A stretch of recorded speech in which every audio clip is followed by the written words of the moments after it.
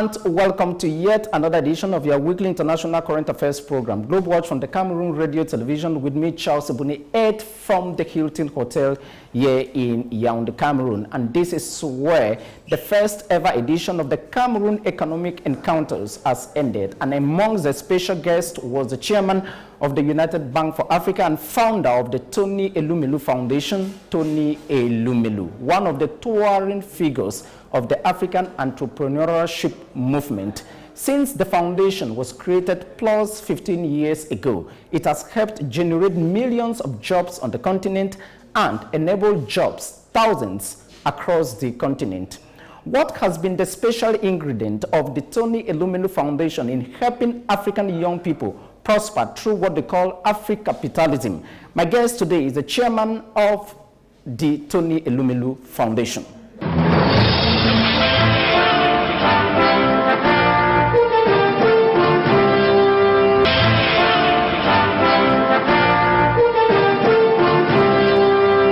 First, you are here in Cameroon to attend a gathering of the Cameroon economic meetings. You delivered a keynote speech. What actually was the content of your discussion? First, it's good to see you again, Charles, and also good to be back to my second home, Cameroon, Yaoundé in particular. I was happy to receive Mr. President Paul Biya's invitation to deliver the keynote address at this event, Cameroon meetings. And I was impressed because it's a private sector event, yet the president of the country was inviting me to deliver the lecture. And it's been wonderful since I came yesterday. The Prime Minister has been extremely hospitable, very nice. He and his wife who sent me to dinner yesterday, received me in his office. He was also here today. So these are positive indications of the fact that the private sector and the public sector are collaborating, uniting, which is the subject of my conversation today, that we must have the private sector and the public sector work together for the economic upliftment of our people in Cameroon. I shared with them some nuggets, some ideas based on my experience. As you know, we, as chairman of Ezodin's group, we're into financial services, United Bank for Africa, which operates in 20 African countries, operates on 4 continents, America, Europe, the Gulf, and Africa. But equally important, we, the True Air Energies, were the fastest growing indigenous oil and gas company, integrated oil and gas company. We produce over 50,000 barrels of oil a day, which is about a third of what Cameroon currently produces. And we also have electricity generating capacity of about 2,000 megawatts. So those are some of the businesses we do. And when you talk of business turnaround, energy security is critical for business turnaround. If you talk of business turnaround, financial sector is critical and pivotal for that. So it was therefore an opportunity for me to share some of the experience I've gathered in these multi-sectors we play in. Okay. And I also believe that the development of our continent is our collective responsibility, especially the private sector leaders. It's very difficult to see you without talking about the Tony Elumelu Foundation and its numerous activities around the world. In Cameroon, you have invested with the UBA, just like with the foundation. Before heading to Cameroon, you were in the UAE, where you announced a new batch of partnership. Can you just update us on the latest of the Tony Elumelu Foundation for African Entrepreneurs?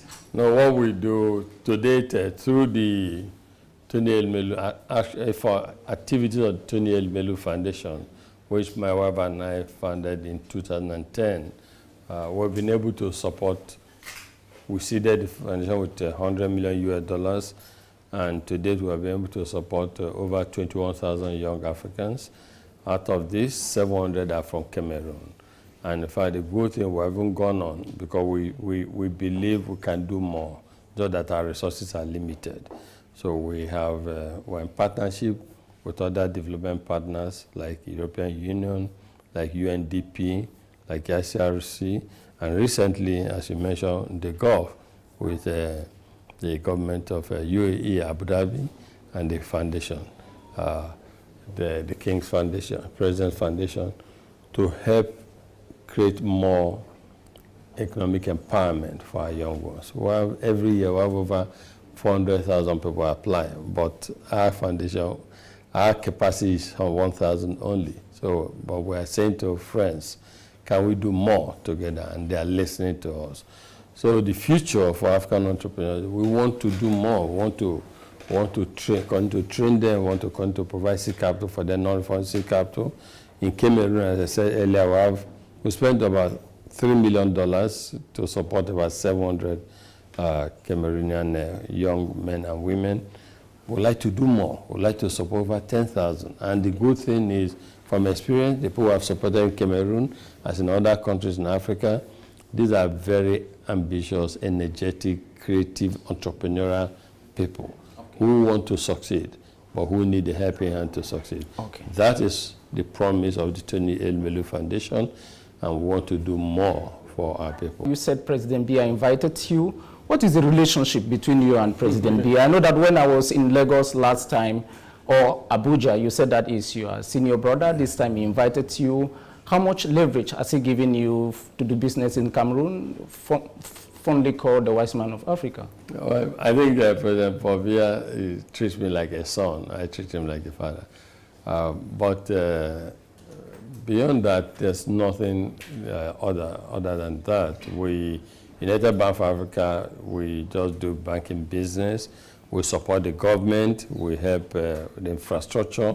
The stadium in Cameroon, when you were going to host African Cup of the Olympic? Yeah, Olympic Stadium. We supported it. Of course, you were there during the finals. I was there, of course. I had to be there to see the product that we have to create. But yes, we've done business 17 years here, and so far so good. No issues, nothing, and there's freedom of operation. There are business operation. We make money. We support the economy. We see ourselves as a local company operating here. We want to support more entrepreneurs to succeed. We want to support government to catalyze infrastructure development, which is critical for the development of the country. And of course, personally, Tony Elumelu, through my foundation, I'm supporting young Cameroonians. But I've told the Prime Minister yesterday and the Finance Minister, we want to invest more. We want to diversify investment in Cameroon. As I said earlier, I wear different hats. United Bank for Africa is one of the hats, but I also wear the hat of Air Energies, which, as I said earlier, is the fastest indigenous African oil and gas integrated company, growing company. I also wear the hat of Transcorp Group Chairman. We're into hospitality. We have the iconic Transcorp Hilton Hotel in Abuja. We're also into oil and electricity generation and distribution. We supply electricity to some countries already, including Benin Republic. We want to do more. We want to invest in Cameroon in that area.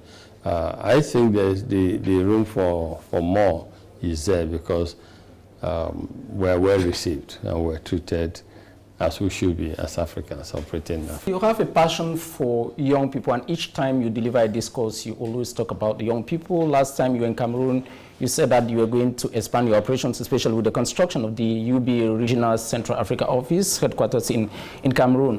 What message particularly do you have for young entrepreneurs? And there are a good number of them on the other side of the camera with me. What message do you have for them, and what are the areas you think you can explore more in Cameroon? No, for me, to young entrepreneurs, I just say to them to think long term.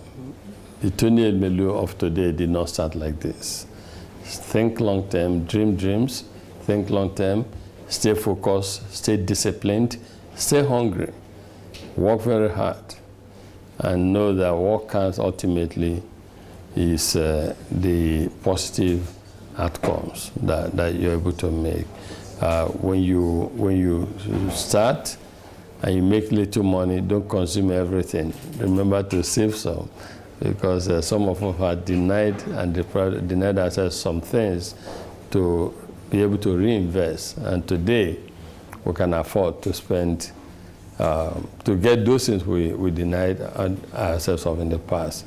So most time what you see is that young people are a bit, some young people are too eager to just start living a certain kind of life.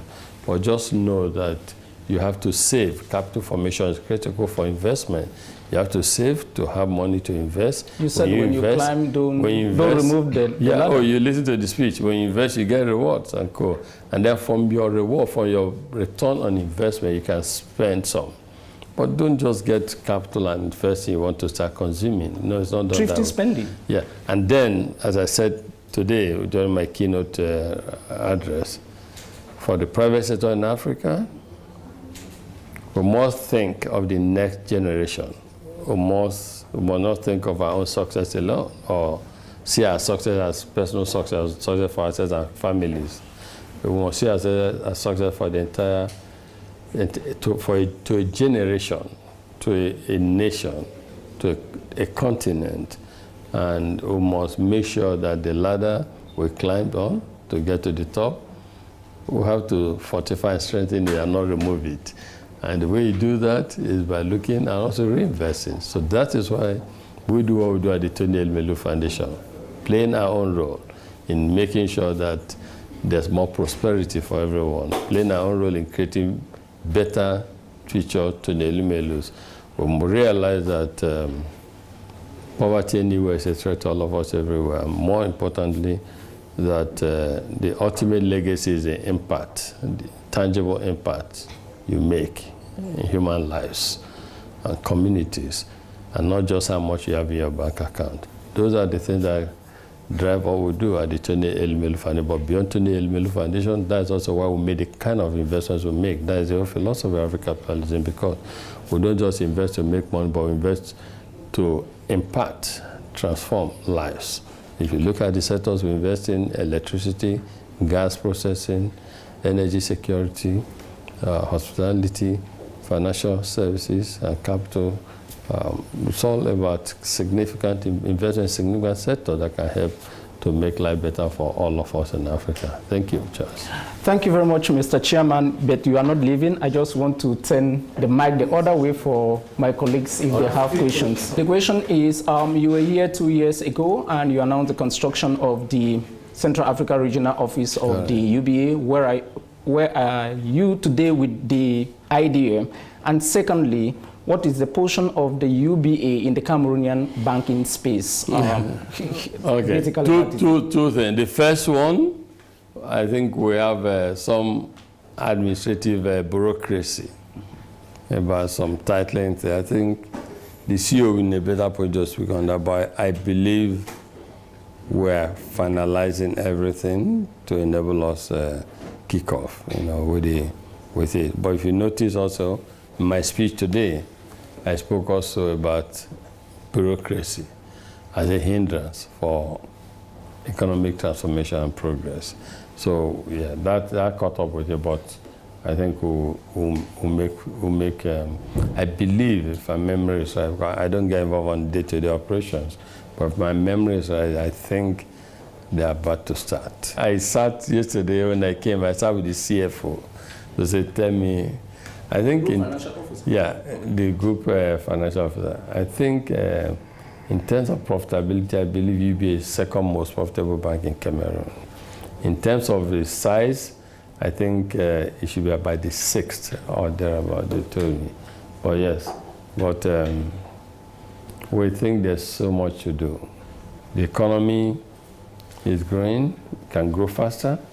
We want to be embedded and to be part of the solution to the economic development of this country. To us, it's not just about profit taking or making, it's about being impactful, being catalytic, helping to develop the country. Places we invest in, we don't just invest for profit. We make profit because that is a philosophy. You must be viable to be sustainable. But there are things we do that just beyond profit making. I want to see, I shared this morning with the audience that one of the reasons you have quite a lot of private sector leaders in Nigeria is because the banking sector was capacitized and was able to finance private sector people. So in Cameroon, United Bank for Africa want to support small and medium scale enterprise, want to support big business as well, because these are the people who create jobs. So I cannot say I support job creation and not support private sector leaders who are serious. Next, who is having a question? Okay. Yeah. Thank you. My name is Richard Nde. I publish the Herald Tribune newsletter. My question is actually coming from somebody in the northwest region of Cameroon who called me last weekend, and he was actually not happy with some information which we published, and certainly it came actually from UBA about the foundation. I got the mail yesterday, and immediately when I saw my route, I said, thanks for the escalation. So I didn't say more than that. But now forwarded it to my people. And then, of course, they responded, and she wrote this to me later. I said, oh, it's my pleasure, sir. A member of your organization has already reached out to me. So, thank you for taking my complaint seriously. Have a good day, sir. Lisa, to the person. So the point is, at times, technology can be an issue, for some people. In fact, in my speech today, and I said it also here, about digital connectivity, there's a bit of problem on digital for me, like here. I don't know whatever the issue is, but I spoke to my people. I escalated to my people yesterday, and they've addressed it. My people also claim that others, and I wish you confirmed actually, others are applying, there's no issue. But since it's a major issue here for this, so one of the things I'm actually going to do, I'm going to engage with my people. Let me be very careful. I'm going to engage my people to explore possibility. Explore possibility. So that means I'm not confirming anything. I'm going to explore possibility of extending the closing, the time frame, by even if by 2 weeks or 1 month, to give others opportunity, because the Tony Elumelu Foundation is born out of our own realization, me, Tony Elumelu, that there's luck in life. There is luck. And where I am today, to a large extent, because of luck. Not because I was the most intelligent in my class, not because I was born with golden spoon, but because of luck. So setting up the Tony Elumelu Foundation is to help democratize luck, to help give others opportunity. So you do not have to be the son of a president, the son of a Tony Elumelu, and that to succeed in life. So if, therefore, the foundation I created to help give luck, access to luck, is not making things difficult, then it defeats the purpose. So I would, in fact, when people complain, I just laugh, because they don't know what is driving what we do. I'm not a politician. I'm not doing this for people to vote for me. I'm not doing it for people to, it's just a desire to help. So thank you for raising this. We will, my people, so if you know that person, ask the person if there's any improvement. A question from Cyril from Mutation is, Cameroon is organizing presidential elections in October, and analysts say that there are risks for investments. Maybe there will be political chaos or whatsoever. For investors like you, Tony Elumelu in particular, are you scared of investing in Cameroon more, maybe with the kind of forecast that they are doing? You just said that President Paul Biya is so like a father. First is, I try to lead the political terrain for politicians. Okay. As a business person, we dimension risks. There are political risks, there are business continuity risks, there are cyber risks, there are credit risks, all kinds of risks. So we always look at all kinds of risks. we identify the risks, we see how we can mitigate the risk. But so I will not personalize it, you know. But just to say that the business of banking or business of business is to dimension risks. It will be stupid of a businessman not to look at risks. Okay, but there are different kinds of risks: legal risks, you know, environmental risks, political risks, currency risk, even currency, credit risk, and co. So you look at all of these and you see how to mitigate it. And so we do a general business environment survey and look at things. But I'm not read anything about political presidential risk. I'm not read anything. And with that, we thank you very much, Mr. Chairman, for talking to the Cameroonian press. We wish to thank you each time you come to Cameroon that you have time for our press, and we wish you a safe return back to Nigeria and other places where you have businesses. Thank you, Charles. And we hope to see you at the foundation sometime in the course of the year. No, you're okay. We are doing a forum this year, so you come back. COVID is over. You look the same. No change. No leave, no transfer. The same. Ralph Mupita, welcome to Globe Watch. Charles, thank you very much. Appreciate the invitation to be here and to talk a little bit about MTN. Thank you so much. Look, 28 years ago, when South Africa transitioned into a democracy, when Nelson Mandela was elected first democratic president and first black president of South Africa, I was a class 3 pupil in one of Cameroon's government-owned primary schools. MTN started. Quickly tell me, how did the founding fathers started this idea? I think, as you quite rightly said, the dawn of democracy in South Africa, that was the dawn also of mobile telecommunications networks.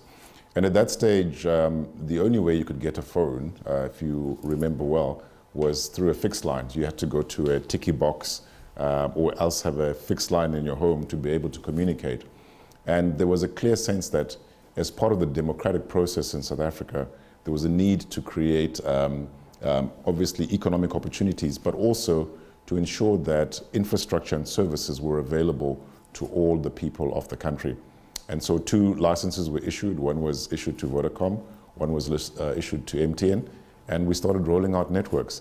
And many years later, we have close on to 270 million subscribers across 20 markets who are covered by our wireless networks. That vision of democratizing communication, has been also enhanced by not just democratizing communication, but also financial inclusion. We're able now to use the networks, and the distribution that we have is to get to the people that are not traditionally served well by banks because they don't have that capillarity of distribution. And we have with the agents network. So we've gone beyond telecommunication, which is about digitally including people. So we're also now talking about financial inclusion as part of our mission as MTN. By the end of 2021, you are operating in roughly 20 countries in Africa, plus the Middle East, including sanctions hit Iran. Or like you said, you have nearly 300 million customers worldwide. The year 2001 is one of the most significant dates in the company's transformation and expansionism. Why? Well, it's an important date because that's when MTN started operations in Cameroon. So we've been in Cameroon for all this time. It's one of the markets that we entered in very early in our journey to build what we now call a Pan-African company. So we don't see ourselves as a South African company at all. We see ourselves as a Pan-African company. Earlier on, we were in a panel interview with some of my colleagues. There's a Cameroonian, a Ghanaian, a Senegalese, South African. I'm born in Zimbabwe. So our spirit and our posture as a company is that we're a Pan-African organization. Yes, we are domiciled in South Africa, but our character and our soul is really one of a Pan-African company. So 2000, it's equally the year you established a foundation, right? 2001, if I'm not mistaken. It is also the year we established the foundation, but I think of it as the year that MTN... President Mandela inaugurating it. Exactly.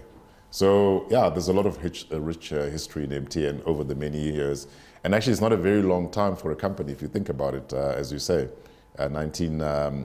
1994 was 28 years ago, so it's not so long ago.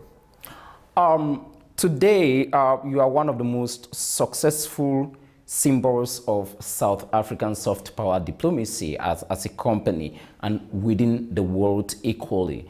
As an empire, business empire generated in Africa, sold to the rest of the world. How have you succeeded to maintain the reputation of the company in a very challenging global environment? No, for sure, it's a challenging and evolving global environment. As I said, we see ourselves broadly as a Pan-African company. We make 70% of our earnings outside of South Africa, and the majority of that is in the rest of the African continent. No, I mean, what's important for a company such as ours is that we remain engaged in the issues that are of most importance in the various nation states that we operate in. So part of the travels that I do, and I'm on a mission to visit also Benin and Ghana during this trip, is to really get to talk to stakeholders, understand what the stakeholders want in the way that they want to drive socioeconomic development within their markets. And then we figure out what role we can play. So we are a digital and financial inclusion company. And we've been talking to stakeholders the last 24 hours about network coverage. How can we expand our network so that we cover also people who have less means, who would not ordinarily be able to afford telecommunication service. So rural broadband coverage is actually a strategic intent of MTN. We want to make sure that nobody gets left behind. So we get to understand what the issues by talking to stakeholders, and we've met and we expressed our thanks to all the stakeholders for supporting MTN. Part of my trip here was just a trip to express thanks and gratitude to the stakeholders. So we express our thanks and we understand what is important for them to drive socioeconomic progress for the markets, and then we figure out where it is that we play. So we try and do that in every country, and we get our CEOs to really understand that, and then we put our business to work in support of that progress.